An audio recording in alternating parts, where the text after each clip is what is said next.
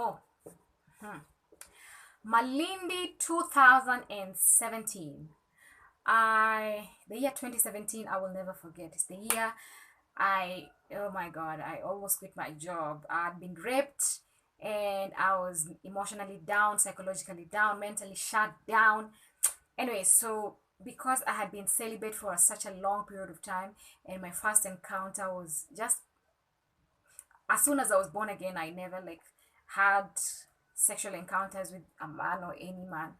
Then after like 6 years, then rape happened, and so I was so bitter at God, and I was like, "Are you serious? I keep myself for years, and then what rape?" So then I got a rebound because I was like, God, oh, okay, oh, so I can be raped and you're just tilingalinga, you're just watching. Oh, okay, so let me get what I want to get. So I got what I want to get, and the rebound treated me worse than the rapist. So I had been broken. So during that season, and I've had interesting stories about my rape story.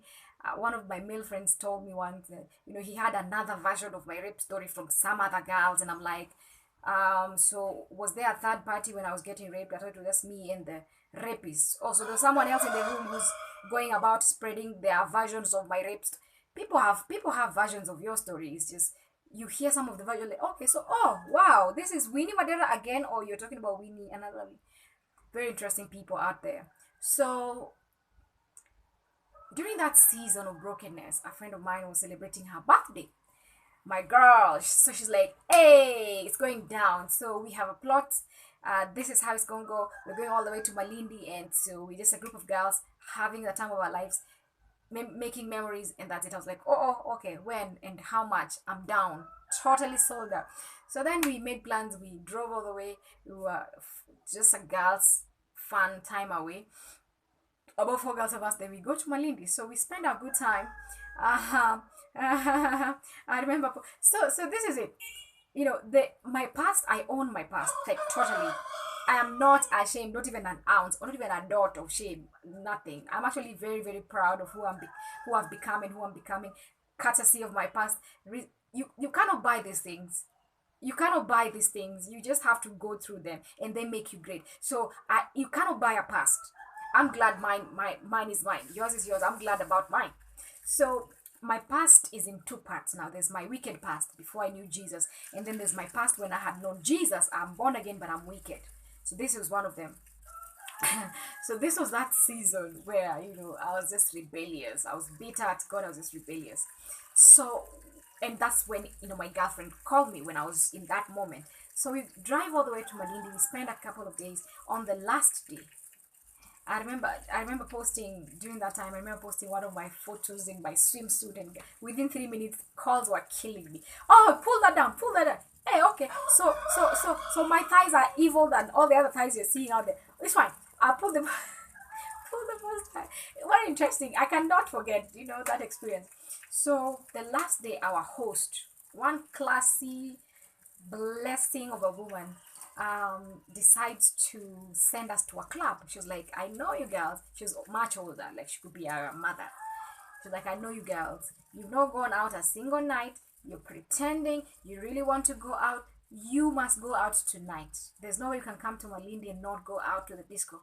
And we were like, we don't go to the club. We are born again, all of us, all the four of us. Well, we don't go to the club. We are fine. We've been having an amazing, we had such a great time. We had a private chauffeur, private driver, this is that. We don't need, we're okay. We don't. She's like, no, you're going to the. So we went to the club. So very interesting. So during that time when I was going through a hard time, there was a song I used to listen to a lot. It's a secular song by Arrow Boy. It's called Maisha Bila Bonas or something. Na na na na na na na na na na na na na. It's life is yolo yolo. Ujana ni moshi. Leo na tik tik, leo na tik tak. Hey, na na na na na na na. Arrow Boy na kupara. I would listen to that song and cry all day. Cry, cry, cry, cry, cry. Because my rebound wasn't treating me right, and he didn't know that I was just being raped. Can you imagine how mean can someone be? I've just been gotten raped, and you're my rebound, and you're still not even acting right. So I'd listen to that song and drown in tears. So when we hit the club, that was the first song I had when we got to the club. Oh, I was all over the place dancing.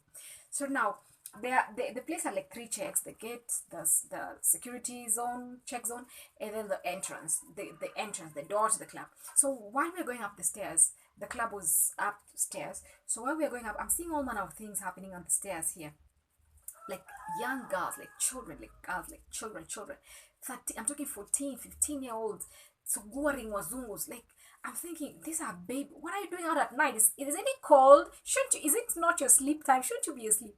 Girl, like 14. I know I went to the club at at 19, no 18 because I had a waiting card, but 15 is like super young. So I'm like, okay.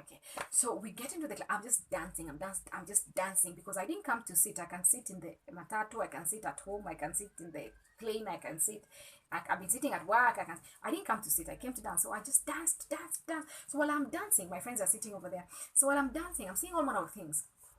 I'm trying to fast forward this because it's a really long story, but I will make it really short. So I'll just give you the points that are important. So as we're dancing. I'm observing a lot of things. Naturally, I'm observant, but that night was like above the natural. I'm just seeing a lot of things. I'm dancing, I'm minding my business, but I'm seeing a lot of things. So I noticed that as ngoma inakushika yo zinatushika so inapokushika, as the music intensifies and you're feeling all high from the, just the dopamine of dancing, so we are drawn towards a central place in the club, a central place. And I'm seeing watu wameshikwa wanasonga na huku wanasonga, hata mimi nikaanza kusonga na huko because the DJ was lit and all. So tunasonga na huko, and then they had the smoke machine, so smoke is going up, shisha, and people are smoking and drinking, and I I'm seeing all this girls just go loose, like they let loose, like throwing their skirts up their faces, and oh my, and the men are just it's just the only difference is just sex, but the only thing stopping them is the lights. But if the lights can go off, they'll just penetrate. It's sexual moves and sexual dance. I'm thinking, wow, okay, so all this manner of things and all this manner of things, and just and gaze all over, and just people that I saw, we were coming in with looking all decent, some really decent males, some really decent females, just get loose on the dance floor. Like, I know you, I remember seeing you at the stairs. You weren't behaving. What has gotten over you? Just people looking different, people looking just different. Like they acquired a totally different personality, and I was like, okay. So during that moment, I I felt like I was in the moment, but I was also seeing the moment. Like I had an out of body experience. So, and I've never told this story to anyone, not my mother, not my best friend, not even the four girls we were with. And it's 4 years now. This is the first time for the first time in 4 years that I'm telling this story. Is it 4? Yeah, I think 4 years that I'm telling this story because of the intensity. I've been taking years just trying to understand what I saw. So so the Holy Spirit prompted me to look up. As we are dancing, the Holy Spirit prompted me to look up. So I look up, and then they had a gypsum ceiling. And on the gypsum, there was an engraving of Buddha the God. So it made sense to me that as we are dancing and we are lifting our hands, I want you to imagine us in slow motion. Aroboy na kopara, and the smoke and the dancing and the and the all manner of nastiness is going up, is going up, is going up, is going up, and it's going up, and this who is receiving them is God, is the God, the Buddha, the God there receiving the act of worship. And then when there's an act of worship, there's a release. The Buddha releases to the crowd, to the people worshiping, and that place becomes an altar. Now, I don't want to scare you, okay? So that place becomes an altar. So there's an exchange of energies. It's almost tangible. You can almost feel it because you become it. So there's an exchange, and that is what worship does. So that was lesson one. It's a worship. You are lifting it up all, and you're dancing, and you're letting loose. Doesn't matter who's watching you. You're just having a time, and you're relieved. So I'm sure people didn't know what was going on. I didn't know until I looked up, and the Holy Spirit made sense out of the scene, and the DJ is over there, and it's just what you call a good time. And I realized, oh wow, so I just paid money to come worship a God. Okay, I work hard to buy. I probably just bought 20 quarters to to pay to a God. Okay. Wow, it disturbed me. That disturbed me. That disturbed me. A whole me, a whole me came all the way to Malindi to worship a God. Oh my God, this is idolatry right here. You can say I don't worship idols. This is idol worship right here. So is that lesson two, lesson one, lesson two, I think. Lesson three is now when I came back to Kisumu, I came back to my life. And now my first encounter at church, the Holy Spirit brought back the memories and said, now you're at church. So this is what is happening. This is an altar. There's us, the crowd, the worshippers, and there's a God.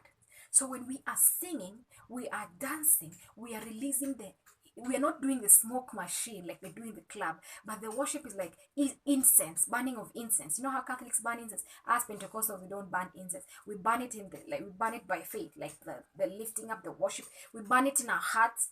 We release it to God. It's like an incense. It's like the smoke machine. It goes up to the God, and the God releases to us, gives us. There's an exchange between humanity and divinity, and then it comes like this. So what I'm made of, my weaknesses, my struggles, my problems, my challenges, generational curses and strongholds and shackles, all are released to God, and then I get back divinity. Because you can say, well, I'm just dancing in the club. There are times people can take photos of you or videos of you in the club, and the following day you're like, that was me, that was not me. I want kitu tu si mimi. Kuna kitu. It's kitu. It's not you, it's kitu. It's a transfer of energy. And you can say, oh, but the following day I'll take a shower, I go to work, put on clean clothes, I'm different. I'm back to normal. No. It reflects eventually in your career. It reflects in the talents God gave you. It will reflect in your kind of family. It reflects in the quality of your lifestyle, the places you go, the food you eat, the kind of houses you can afford to live in. It will reflect eventually. It will reflect eventually, because Satan is not a carrier of goodies. Satan has one mission: to steal, to kill, and to destroy.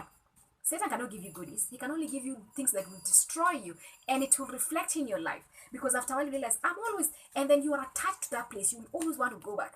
You are attached to that altar, the altar that gives incense to that particular God.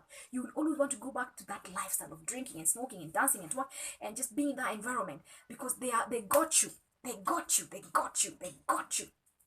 They got you. You might think, I just missed the experience. No, you missed the energy. And that energy has negative transfers into your life. And when you come to God, when you release yourself, your brokenness, your shackles, your word, and you just worship, there's a transfer of God. And God is a carrier of goodness. God is a carrier of creation. He's able to create things that are not existent in your life. He's able to fix things that need fixing. He's able to break things that need breaking. He's able to build things that need building and uplifting. And so that is what the kind of exchange that happens with Jesus, as opposed to the other altar. And so that was lesson 4. And lesson 5 is, I learned from my conviction, from my experience, I learned to not take worship time for granted. It's an exchange time. It's I think it's, if not after the work of Jesus on the cross, worship is the next. After salvation, worship is the next most important period for any human being. After salvation, worship is the next most important. You cannot stand there and look at people. You cannot stand in church and stare at, what are you staring at? You cannot stand in church and just be, fidgeting with your mobile phone and your car keys, and you cannot stand in church and be cool. You can't be cool. Those guys in the club weren't cool. I didn't see them cool. They were loose. They were loose. They released. You can't be cool if you want an exchange. You can't be cool. You have to be loose. And then and so I take my worship for not for granted. Take my worship seriously. I envision it like Jesus is here. He's here. He's here. He's here. He's not in heaven. He's here. He's here. I am seeing. I can touch his feet. I can touch his waist. I can touch his neck. I talk to him like he's here. Baba, I can see you. Thank you for coming here. Thank you for being here. Thank you for being here. Now I need you to change my family. Now I need you to fix these generational patterns. I need you to rewrite my story. I need you to change the trajectory of my future. I need you. I need you. I need you to protect me. I need you to guard me. I need you to guard me in the walk of. It's not easy being a sanguine and saved, man. I can flip anytime. I need you to protect me. I need you to hold me. You know, it's not easy being a family figure out there and saved. I need you to cover me, hide me under the rock. I don't have time to look at my neighbor. In fact, I will only see my neighbor when the pastor says, "Oh, turn to your neighbor and say you're blessed." Oh, hi neighbor, so you're here. You're blessed. You know, but in the whole time, no, I don't see my neighbor's eyes because the Holy Spirit taught me something in the disco that translates here, that makes meaning here, that I can use here. When you know what worship is, you cannot stand there like a zombie. You cannot be cute. No, if there's a cute boy in this church, I'm sorry. I'm cute from the gate outside. From the gate inside, I stop being cute. I just lose it. My snot will be running down my tears. I will smudge the mascara. Honey, if not for Jesus, I can't even afford mascara. Oh, you don't know. You have no. If not for Jesus, I can't even afford transport to get here. You don't know where I've been. You don't know where I'm coming from. If not for Jesus, I can't even. I won't be here. I'll be dead, or I'll be a mother of 7 somewhere in Madare North. I can't be cute. I can't afford. It's too expensive for me. I can't afford cute. I can only afford cute after He gives me the ability to make wealth. And that I can only get from this act of worship. So I don't take this act for granted. I glean on it. He's here. He's here. Valuable lesson I got from the disco.